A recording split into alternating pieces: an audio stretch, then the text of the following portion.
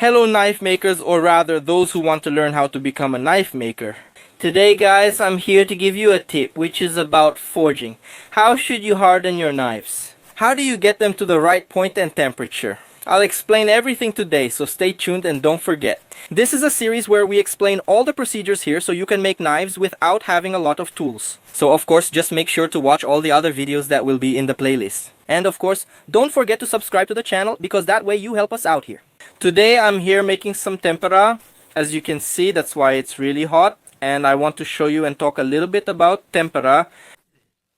Many people ask if you need to temper every blade. Yes, you always do. Why?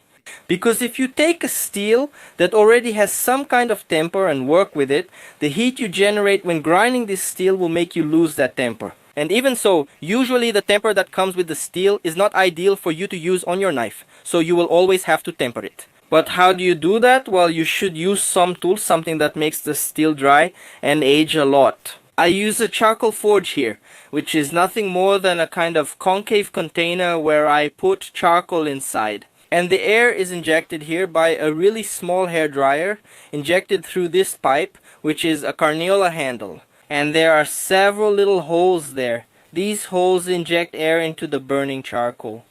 And finally, it reaches the temperature you want. You can't temper on a gas stove inside the house. It doesn't work. It's no use just heating the knife. It needs to reach the point where it stops being magnetic. I have a magnet here next to me, and whenever you finish heating the knife, you touch it to the magnet. If it doesn't stick to the magnet, it means it has reached the correct temperature. Or rather, if you want to check, you can also look at the color of the knife. If your knife hasn't started to emit its own light, it's because it's not at the tempering point. So, be careful, don't temper the knife if you haven't reached the correct temperature. Although this forge here is pretty easy to make, maybe you don't want to make it or you don't have the materials you need. You can improvise with a barbecue grill, for example, if you can create a continuous airflow. Or even if it's just to harden a few knives, you can even use a torch. Buy one of those torches and heat the knife. The important thing is that it has to reach the right temperature. Once it reaches the right temperature, you'll dip it in oil. There are several theories that one type of oil is better for this, another oil is better for that. Well, in general, there isn't a rule. Usually what matters is that the oil has to be at this temperature and so on. There are several bladesmiths who say different things. You need to test and see what works best for you.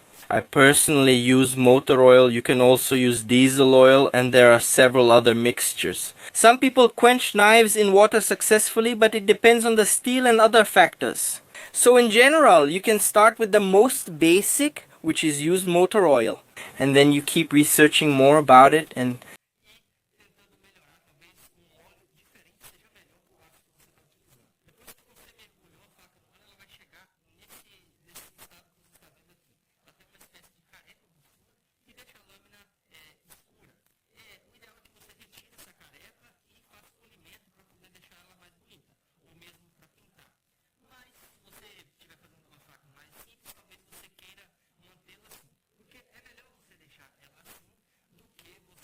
all the rust and not polish it, because then it will rust much more easily. When you leave the rust scale, it protects a little bit, but in general, it's better to always remove the rust scale and polish it, or if not, paint it.